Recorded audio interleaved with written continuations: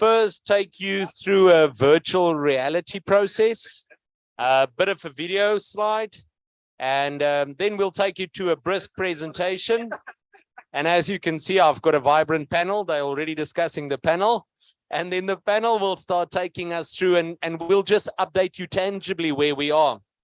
The first panel members, if I may start on this side, Mr. Tommy Mabija. Welcome, sir. The head of the department of the Northern Cape Department of Economic Development and Tourism. And then we have MEC Manapule. She's heading up the department with a very long name. But that department ultimately deals with rural development, land reform, agriculture, and environmental affairs. Now, this is a very important department if you enter into the space of green hydrogen and renewable energy. And then we've also got Dr. Sarushan Pillay, Vice President from Sasol and esteemed partners of ours. And then last but not least, and most probably pivotal in this whole project is Mr. Masopa Moshweshwe from our presidency in South Africa. Ladies and gentlemen, and then ultimately, most probably I should introduce your my kind self to you. And this is myself being Hendrik Lowe. I'm the acting CEO of the Northern Cape Economic Development Agency, but ultimately also tasked then to spearhead these critical projects then on behalf of our leadership. I would like to firstly take you through a virtual tour of what does Boegoe Bay entail. And just as a verbal overview, you will know that within the South African context, Boegoe Bay is a critical project. It is massifying and consolidating the production of green hydrogen specifically for the export market. So this to us is a prime market, and it's a market that South Africa need to take up. Boegoeberg is closely situated then to the coastline. It has got a tremendous competitive advantage. It's a greenfield green project, ladies and gentlemen. And this is how we're defining it as well. We've been granted a clean canvas to color it green and start the first green port, not a decarbonized port, a green port with green SEZ, with green hydrogen, because ultimately the essence of the intent is that we will be producing certified green hydrogen and green steel, for instance, towards the world arena, which is the direction that we are going. I would like to show you briefly our vision. And you can see that that vision is starting to become a reality, and we are excited to take you on this journey now.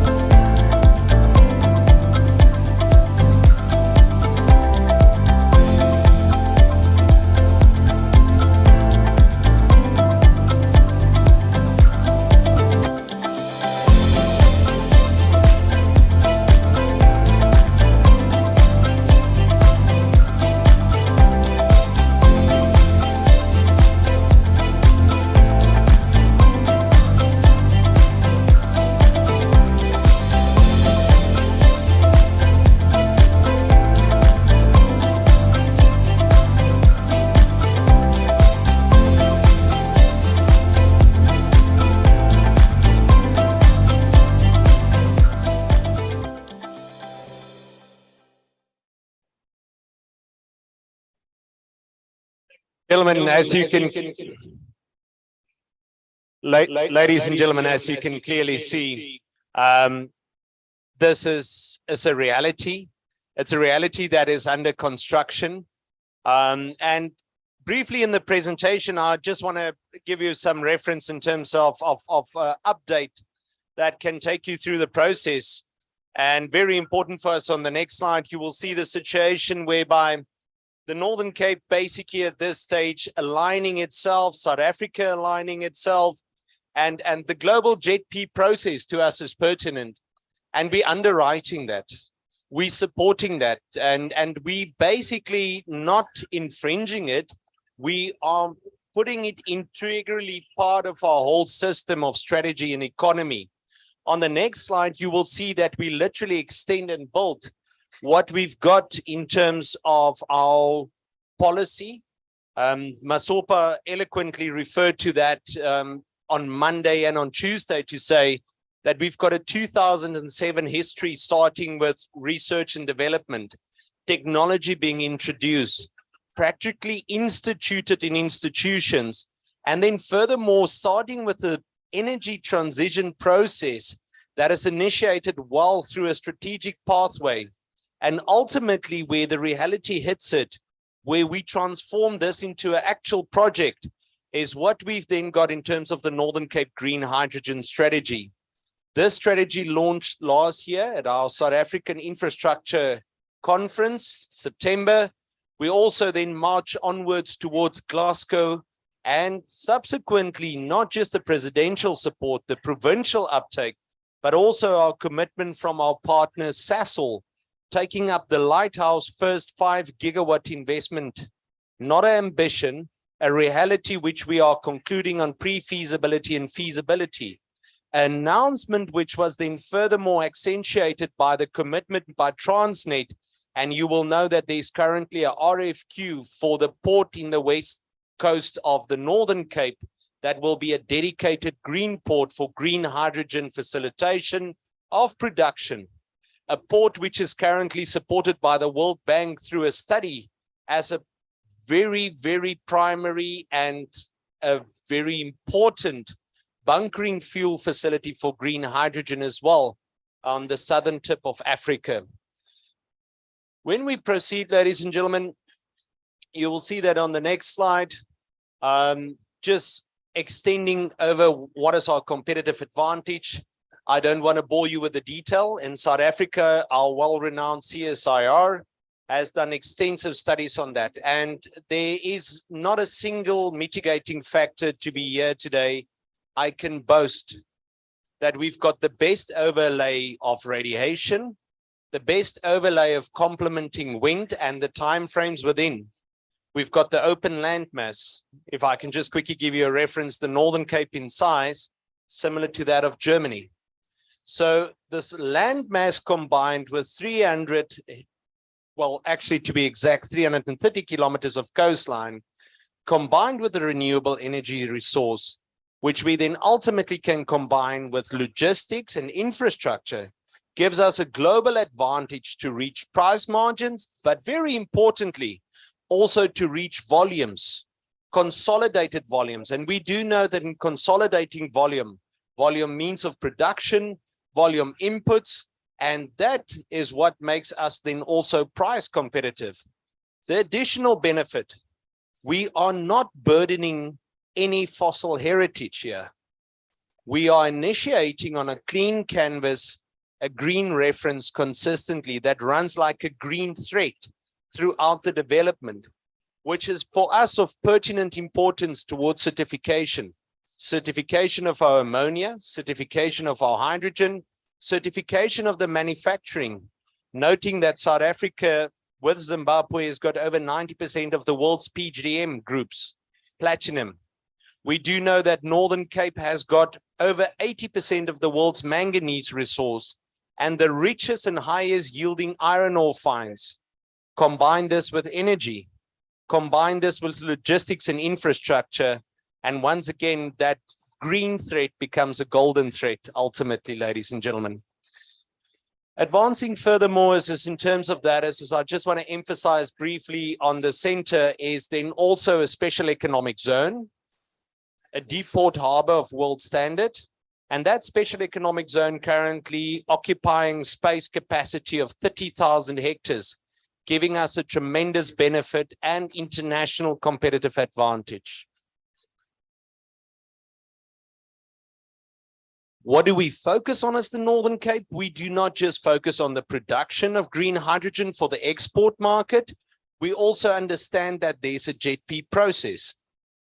The JETP process for us is important to look at the carbon side. How do we reduce the Northern Cape carbon side?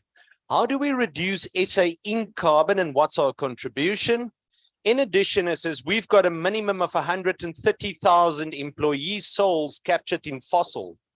And that transition as part of the just energy transition process must also be accommodated in terms of portable skills, portable enterprise. And we know that Komati Port is currently a guiding reference, but ultimately that is just but Komati Port, and that the overflow will have to be accommodated.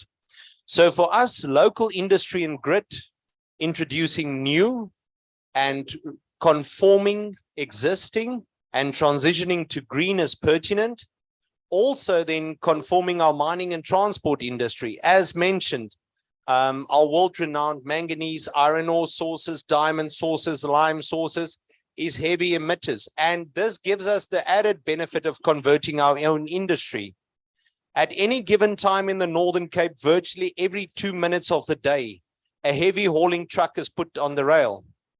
That excludes, in addition, the heavy hauling railway lines from Sishen to Saldanha, from Hotazel to Ngqutra. These lines must also be complemented, and in converting rolling stock, in converting heavy hauling, already the benefits that we can create will be pertinent. So for us is that we can also supply niche projects already out there. Prieska Power Reserve. This is a world-renowned project that we initiated. We had the privilege to sign early on this year. It's one of those few projects that has already confirmed its electrolyzer delivery. Thank you very much to ThyssenKrupp. And then also the partnership with the German government, KBFW, Hermes, and then Siemens Energy Africa. That project already moving into the local market 2026 with first production, ladies and gentlemen. So what we are bringing to you is that on the next slide, you will see a competitive advantage, which has been also anchored into a niche that has been not grabbed out of the air. Ladies and gentlemen, South Africa has been in the industry of renewable energy through our REIPP program since 2010.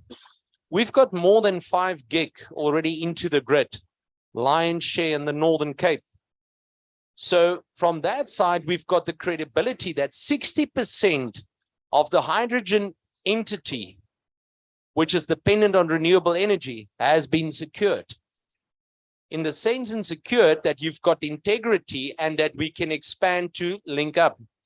I spoke to you about Boegoeberg, and I just want to latch on quickly and stand there for 10 seconds. That 30,000 hectare SEZ, there's a 40 gig minimum ambition of electrolyzer capacity in there, ladies and gentlemen. Now, 40 gig relate to 450,000 hectares of land mass to be put under a balance of wind and a balance of solar capacity. So the magnitude of the development that you will be seeing happening and the magnitude of the existing renewable energy, we do know certification demand additionality. We do know that we have to look your grid and your grid capacity tap-in is pertinent. So the surety that you have as investor in South Africa is we've done this, we are doing this, we are in the business of hosting this. Furthermore, our anchor investor is Sasol, South African-based company, world-renowned, 70 years in the business, and the biggest producer of hydrogen in the world. Although currently gray hydrogen, but transitioning very fast. And we thereby have the integrity of a technology and an operating partner with markets that exist with value chains and supply chains that exist, with human capital and technology that has been proven. No feng shui need to be applied. We can duplicate what exists. And a modular expansion model of new settlement, new infrastructure, new industry is made possible through this. And then last but not least is HySA. We do not also just come to the party with a new whiff of energy source. Through HySA, we've got a proven track record of the technology, the application. And I think with the balance of what do we have as an industry and what do we have as a knowledge society, our quadrihelix system is well developed to facilitate that. Business is well bought into that. The mining groups, Anglo-American, you've seen them. They have bought in. All these mining groups need to convert and they bought in. Sasol is a manufacturer, supplier, and a distributor, and several other companies are bought in. Civil society coming aboard because we do know that this is just energy transition pillar 1. And then furthermore, as the knowledge society and HySA with proven technology, we're advancing consistently and practical application technology being pertinent. And then last but not least, we as government singing a single hymn sheet towards this, humming this tune of we're advancing just energy transition, and green hydrogen is a pertinent enabler for this. On the next slide, just to prove you a bit more of a broader ambition and to also show to you that our ambition is also not just confined to a Northern Cape, but a SA Inc. Our ambition extends into the west coast of SADC furthermore. Our west coast of SADC intertwined nature is pertinent. We do know that our brothers and sisters just north of the Orange, also tremendous ambition, similar industry, similar need, similar demands, volume consolidation of effort in terms of technology, manufacturing, product, and certified export points become very important. The size, the dedication available in Boegoeberg makes it the ideal point of reference for us in that sense. Furthermore, complementing then and supporting and with initiating facts is then Saldanha Freeport. And we do know that they've got a fixed capacity. Saldanha's focus specifically on the PTX and reviving the existing Mittal. So a very complementing strategy reaching right into SADC. If we then extend furthermore, as is to say that our production is primarily focused export, but when we move inlands to South Africa, we can also play a tremendous role, and piping becomes an important enabler. So from that side, as we extend right through the South African tip and moving west coast to east coast. This has been done. We know the recent Maputo project, how it's linking up with LNG. We know what happened in Germany. And this is what we are doing right here for South Africa at this stage. Ladies and gentlemen, this is our master plan that we are currently finalizing in partnership with Sasol as well. Exciting times ahead for us as South Africa and SADC, and complementing the rest of the African continent. This is just to give you a bit more of what I reference. All of this cannot happen in isolation. And when I reference, I want to emphasize then the point of the Boegoeberg SEZ, the Deeport Harbor, the Namakwa SEZ, Uppington Industrial Park, Kathu Industrial Park, moving into the PGM groups, and then moving right through furthermore into Limpopo, Secunda. And this is the essence of the industry. It must corridor, it must nodal points to be there. And in that, we must create these industrial clusters to anchor the industry. Furthermore, it's also having to extend to know that the East Coast, West Coast balance must be maintained.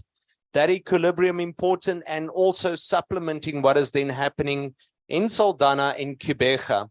And each of these niches are clearly identified and supporting an ecosystem which make us a competent global partner, but also a preferred investment destination. What we are emphasizing here today is, ladies and gentlemen, the magnitude of the industry to be expanded. And I want to utilize the word because I need to create the surety that what we are doing is not new. What we are doing is existing, and we're expanding that, is looking at renewable energy, looking at transmission, and then desalination.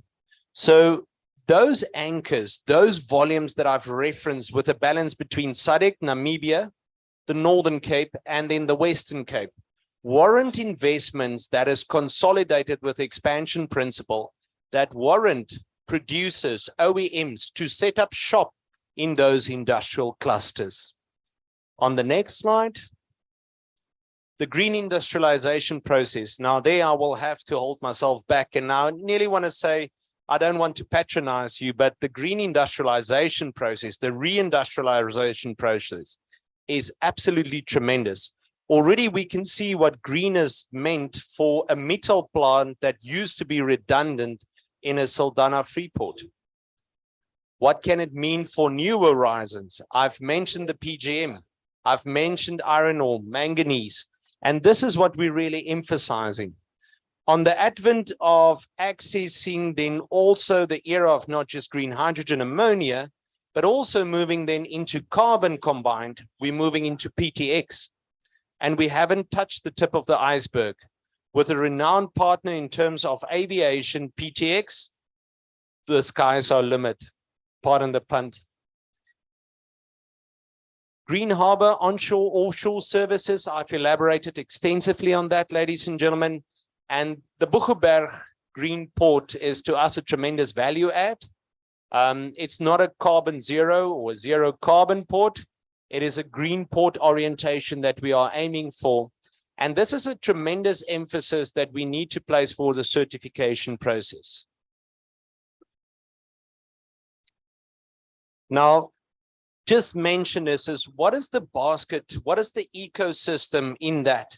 And hereby we are looking at PEM electrolyzers, engineering supplies, manufacturing, the localization of suppliers, and the auxiliary services. Remember, I'm going to tell you a naughty secret here today. If you look at the direct area of development at this stage, the population is 12,500 people. We're going to be ramping that population up with an additional 75,000 people by 2035. So the drive of us as government, the drive of us as private sector in partnership to develop that, create a tremendous opportunity. And we do not want to do it the same way. We want to do it the innovative, the effective way. We want to do it the green way. Agriculture, food security becomes pertinent. We ride along the Orange River Basin, the Orange River, the prime destination for irrigation, new tenure of agricultural production to optimize production. Furthermore, petrochemical, and then needless to say, ladies and gentlemen, with a 40 gig ambition, I can expand to tell you that it's huge volumes of water that we are talking about. So from the water desalination process right up to the brine facilitation becomes quite pertinent. And on that note, I would like to say thank you very much.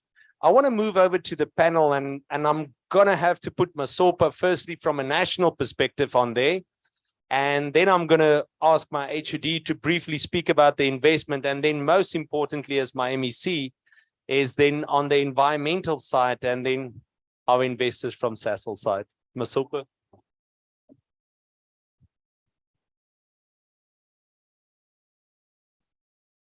Hello.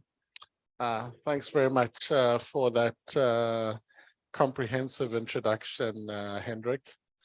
Good afternoon, everyone. As Hendrik has said, my name is Masopa Mashweshwe. I'm the Green Economy Specialist in the Investment and Infrastructure Office in the Presidency. And I'm also the Chief Director for Investment Promotion in Infrastructure South Africa. Our mandate stems multiple sectors, energy, water, human settlements, freight transport, digital communications, and many others. But there are few sectors that we see that have the potential to be as transformative of the South African economy as a whole as green hydrogen has. Yes, it is a nascent sector, and there's a lot that needs to be done in order to be able to capture the potential of the sector, both from our side in terms of supply side economies as well as on the demand side. But we see sort of significant potential and progress on both sides. We see the development of market mechanisms on the demand side that allow for secure PPAs and offtakes over long-term periods, which mean these programs and projects can be bankable. And from the development side, we see significant investor interest. Our pipeline of projects from the South African perspective are mostly private sector projects where they've seen the market opportunity and invested capital at risk in order to develop them from pre-feasibility into feasibility stage. And we see a number of projects having the potential to reach financial close before the end of next year. I think that will be an important milestone as these projects stop operating in, the ether and become things that people can kick, feel, and touch. The importance of the announcement between Sasol and ArcelorMittal around exploring the resuscitation of a mothballed steel mill that wasn't able to compete on price with the economies of scale that China was offering, but has DRI technology and with little upgrade is able to produce a niche product in terms of green steel at a competitive price. Shows the potential for industrialization and reindustrialization off of the back of this green economy. It would have the ability to create over 2,000 jobs in a small sort of fishing community and bring a lot of economic prospects and investments back into such communities. And from that note, we think it is important that as we do the external investment promotion element, it is important that we also communicate the potential of the sector, both at home, because we do have significant and deep capital markets, professional services that are interested in this, and some of these important market signals activates those elements to understand what this could mean for them. We were fortunate enough yesterday to be part of an announcement that the Africa Green Hydrogen Alliance made in terms of the development potential of some major nodes on the continent, being ourselves, Namibia, Morocco, Mauritania, Egypt, and Kenya. So there's also significant activity happening in other parts of the continent. But we feel that from a South Africa perspective, as Hendrik said, we have the advantage of being the largest industrial base on the continent and therefore have the ability to produce value-added products, leveraging off of this large industrial base and knowledge and skill.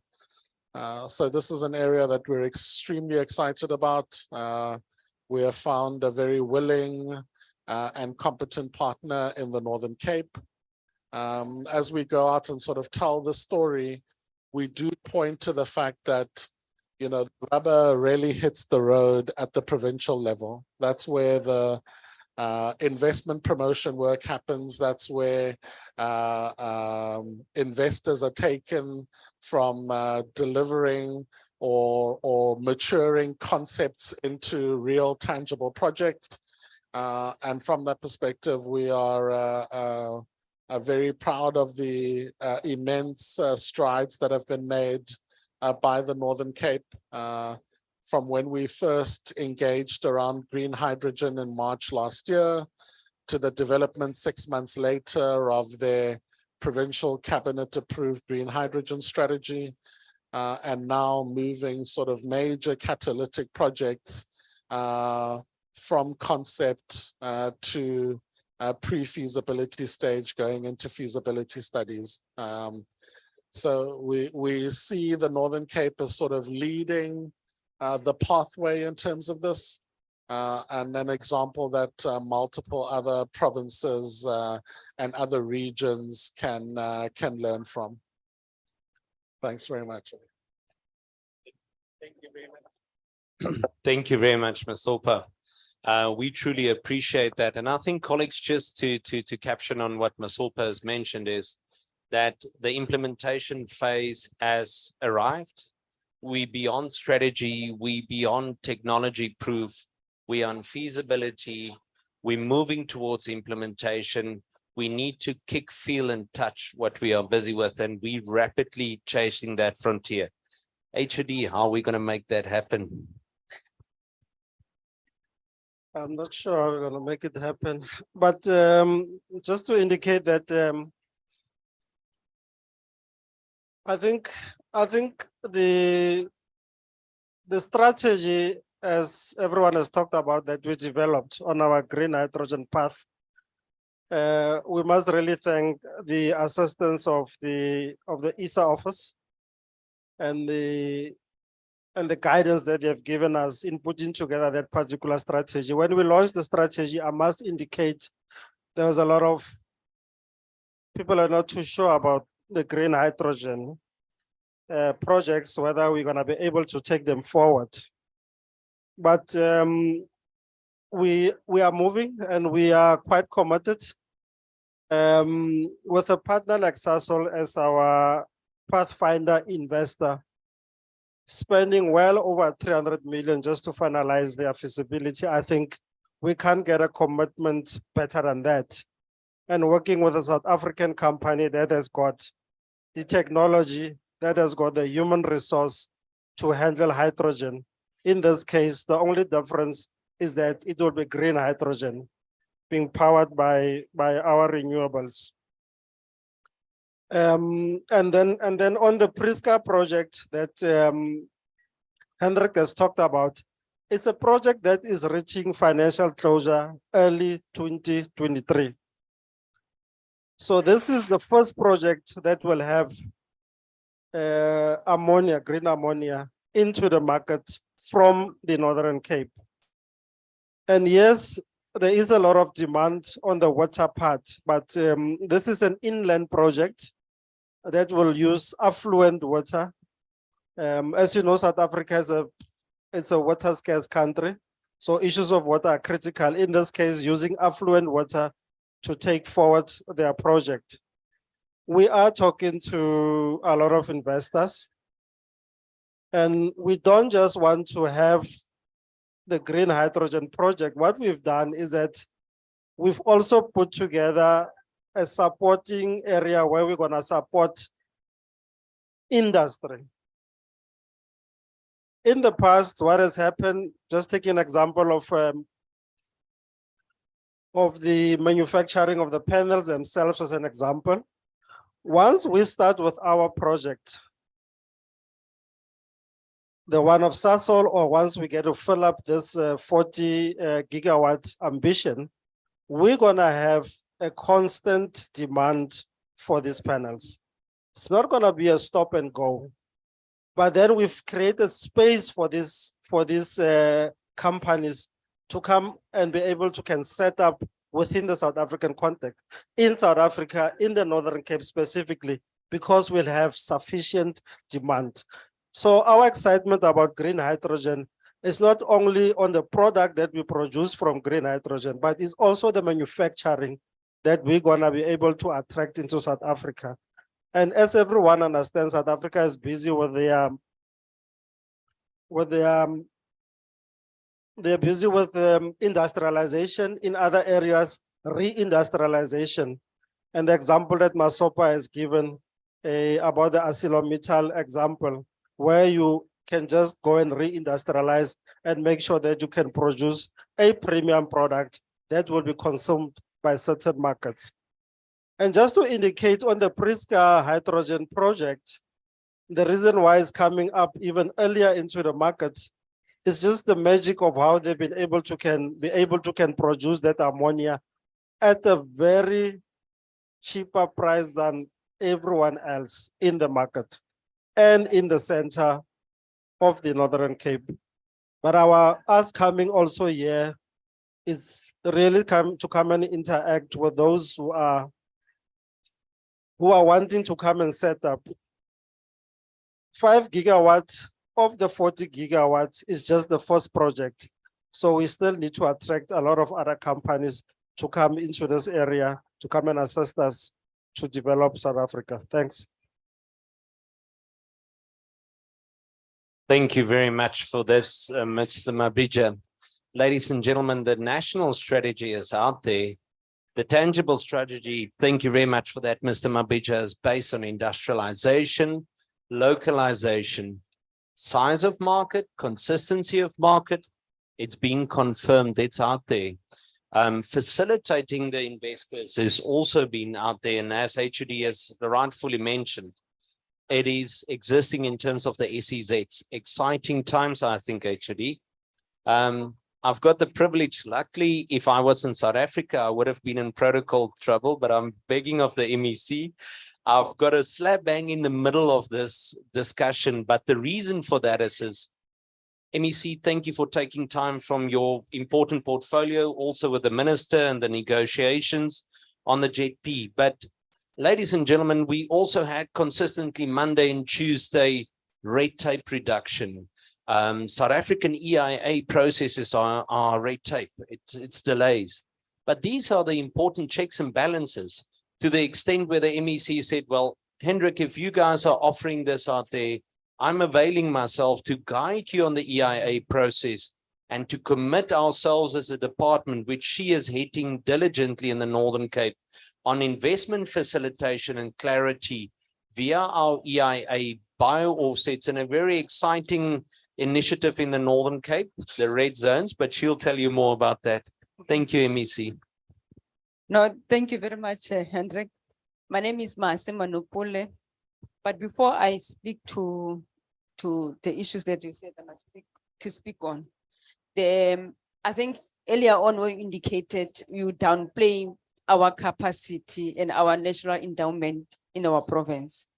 We have a great sun, we have a great wind. It's part of the things that we pride ourselves as a province. We normally say we are a province of the extreme. So those are the things that we are really exciting, and we have to utilize them and be able to see how important we develop them. So the capacity of our department has also been some challenges in that. So we are working on it.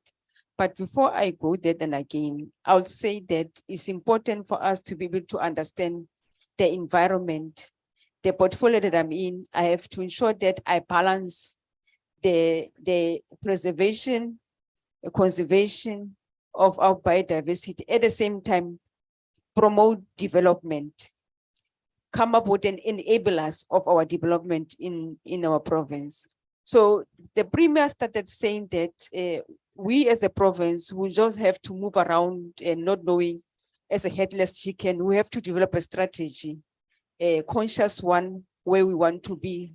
So here we launched under the leadership of Dr. Zamani Sol recently, the 2040, call it 2040 vision, where we say is our Provincial Growth Investment Council, with a clear mandate ensuring that we play a role of coordination between ourselves and private sector and civil society. So those are the things that we have to see how best we can be able to more in a coordinative way, and how then, and even further taking the academia also on board to be part of us. So in this, we have 5 drivers in this, but I will highlight the driver that I'm leading as a political head. The HOD is the one who's leading the technical team of the driver. So that driver is responsible to ensuring that there is a environmental sustainability and development in our province. So it's where you come from. That's why it's important for us to be able to see as we ensuring that there's a development, but it will be environmental sustainability as well. So this is the Vision 40 that the Premier has launched it recently. and then with all 5 MEC leading it. So, and my task ensure that how do I balance, conserve our environment and so that we drive our economy. We all know that the province that you are, we have some disadvantage of economic growth for some time, but now this 2040 vision have to take us somewhere as we move forward. So the other thing that I think as the last year when we were in Glasgow, when we presented our strategy, like Hendrik said last year, we have moved now with the milestone. And as a department, we have to see what are enablers of this, where we have to see what can be put in place to ensure that our strategy is implemented moving forward. What are the hindrances that are there to maximize it? And with that, ensuring that we have the capacity moving forward. But I think coupled to that, there's a key policy directive that the president have launched, which is also ensuring that, in the EIA, there's a public participation, which is key. The president 2019 launched DDM model. So the DDM models is enabling that the 3 spheres of government cut off the red tapes. We have one plan, we plan together. So where this green hydrogen is going to be placed is placed at the SEZ, which is key, which is Namakwa in our province. So you can see already the steps that are there. The DDM model has already have made a milestone for us to move forward because of in this 3 spheres of government. Also, we take along our communities to be part of us as we plan with one plan, as we implement all 3 spheres of government come together to ensure that all the red tapes are minimized and we move forward. So those are the key issues that we want to ensure that the development of our communities is on board, and this development are people driven, not only us. We know that sometimes we plan, and then later stage, we find that our community says, no, we as much welcome the development, but this development that speaks to us. So this development, as we implement the DDM, is more people-centered development. So one of the issues that I said earlier on that what are enablers of our support to ensure that green hydrogen is implemented. We have worked hard, and as we engaged the provincial government of Treasury to give us more capacity, to have more women capital, to fast track the process of the EIA in our office as we move forward. Before we know that the process of our EIAs, the basic assessment, it used to be 300 days. So it has been reduced now to 197. And then as we move on and been reduced to 187, we are looking also to reducing even further to 97 days. So those are the things that we are building enablers blocks to ensure that we first put the capacity of human capital in place, and also our framework has been reduced to ensure that our investors, when they come and say that we're hamstrung about the processes that are there, what can be done, and be able to show how it can be improved. So those are the things that I want to say, that we have laid off the grounds and be able to show how can we move it in soon. So the Z saying that at the Northern Cape, we have to ensure that we renewable energy development zones that has been there, and the capacity it goes to the strategic environment assessment that will also been part of our one team that is there in the environmental system that is in our departments. So the framework that is also been reviewed, how best we can be able to, how you can review it. So those are the great exciting time. We want to be seen that Sasol says we want to move, we want to expand. Currently we have Vendetta also, we are looking at expanding. And then as we expand, we are excited that already we have reduced some of the days, the framework that will be. So those are the issues that we're excited and be able to see. We're here today with a great excitement that you have moved from last year from Glasgow. We're here moving forward, hoping to moving forward that as the Department of Economic Development Agency, welcoming investors. We're saying as a department, committing here as the political head that we are here and ready to support your quests. And as you invite more investors, we'll ensure that we deal and minimize the red tapes and be ensure that they can be able to ensure that the flow is least. So thank you very much for the opportunities. Thank you very much, MEC. Now, ladies and gentlemen, if that don't give you confidence, a leader willing to set out here with her support and put it down and say, we are committed to the planet, but in the same vein, we are committed to our people and prosperity, but we are committed to assist you as the investor. Thank you, MEC. Doc Pillay, the Pathfinder Investors. Thank you, Hendrik. So let me start. I think we've heard a lot about the benefits of the Northern Cape, and I guess you sitting in the audience are wondering, so why are we choosing to invest in the Northern Cape? So before I get there, let me tell you a little bit about Sasol and our history and why green hydrogen is so important to us. At the heart of Sasol is what's known as the Fischer-Tropsch process. And Sasol's been utilizing this process for the last 7 decades. We are 73 years old now. And it really came about due to South Africa's lack of oil. South Africa has abundant coal resources. And in an effort to protect South Africa and create some form of energy security, we looked for a way to say, how do we convert this coal into chemicals and fuels? And that's where the Fischer-Tropsch technology was born. So it's a technology that we imported from Germany and then started it in Sasolburg in the early 1950s. And over the last 7 decades, we've been refining and perfecting this technology. Now, the Fischer-Tropsch technology, what it does is it takes hydrogen and carbon monoxide and combines it in a reaction to make fuel and chemicals. And that is really the secret to Sasol's success. Now, for us to make these fuels and chemicals, as Hendrik said, we are the largest producer of gray hydrogen. So we use in our Secunda facility about 2.5 million tons of gray hydrogen a year. And for every ton of gray hydrogen that we make 22 tons of greenhouse CO2. So it's a very, very greenhouse gas intensive process.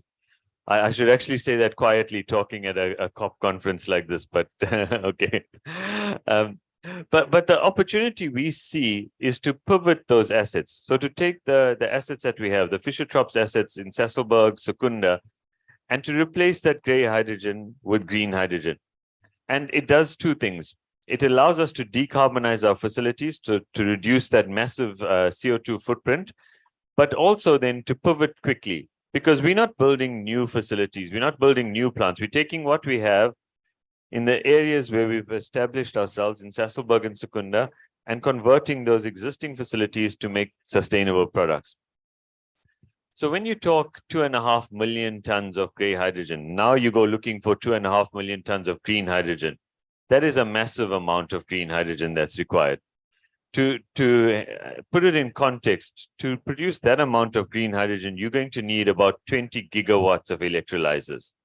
So that's a massive, massive amount of electrolysis capacity, 40 to 50 gigawatts of renewable energy. And there are very few places in the world that can give you that. Now, for us to be successful, we need to get that green hydrogen at a low cost, because today we make it from coal and the cost is just less than $1 a kg. And for us to be competitive, we've done the numbers and green hydrogen starts becoming competitive for us at about less than $2 a kg. So when we looked at it and when we were putting our strategy together, we said, is that possible? And that's where the Northern Cape started looking very interesting. The Northern Cape has some of the best solar and wind resources in the world globally. It also has the land available. Because when we go looking for somewhere to supply, 40, 50 gigawatts of renewables, 20 gigawatts of electrolysis capacity, there are not many places in the world that can do that. And that's when we said, well, this is now where we can partner with the Northern Cape to realize our vision. So the map that Hendrik showed a pipeline starting on the west coast of South Africa, right from the southern tip, going up to the Northern Cape, and then following that solar belt and bringing hydrogen into the east of the country. And ultimately, our vision is then to see hydrogen produced from the Northern Cape, the west coast, bringing that right into our facilities in Sasolburg and Secunda.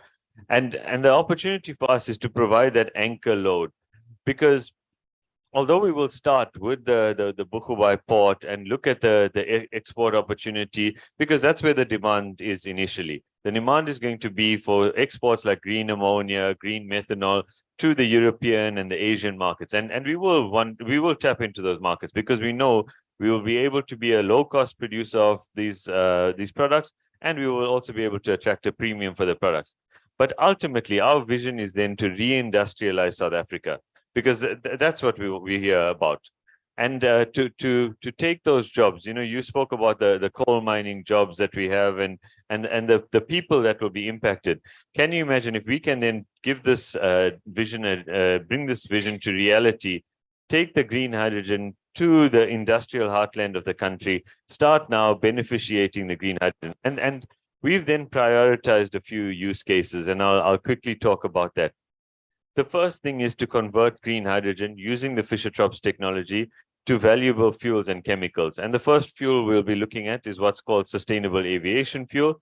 And the FT process, the Fischer-Tropsch, is uniquely suited to do that. In our facility in Sasolburg and Secunda, we can very quickly, we've already certified synthetic jet fuel. We already know how to produce it. So now all that's remaining is to bring that sustainable feedstock, the green hydrogen, sustainable carbon, and get that going.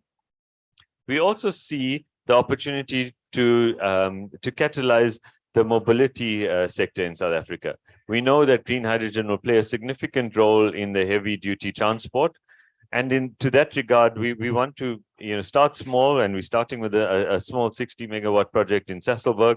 But ultimately, we see demand for green hydrogen growing in transport in the mining sector. We've seen Anglo already with their first truck that they've piloted, and we know that as the mines start decarbonizing, that demand for hydrogen is going to grow.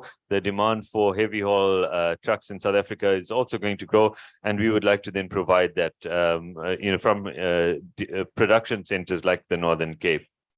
And then the last use case, you mentioned it, that South Africa used to have a booming steel industry, and Masopa, you said we closed that down because we lost competitiveness. But now with green hydrogen that we can produce and be one of the lowest cost producers in the world, we can then make our steel industry competitive again. In Saldanha, we've already got the DRI process there installed, and all that we need to do is then get the green hydrogen production going to allow them then to restart that plant. And due to our low cost of production of green hydrogen in South Africa, we believe then that would then make our green steel exports competitive on a global basis.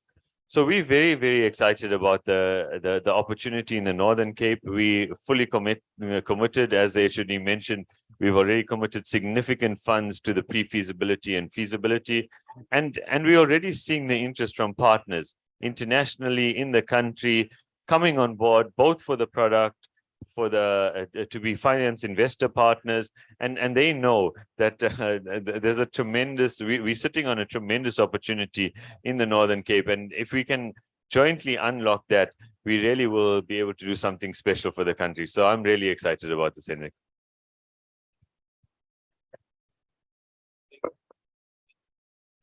Thank you very much, Dr. Pillay. Ladies and gentlemen, with a panel like this, I really don't know why I should be here.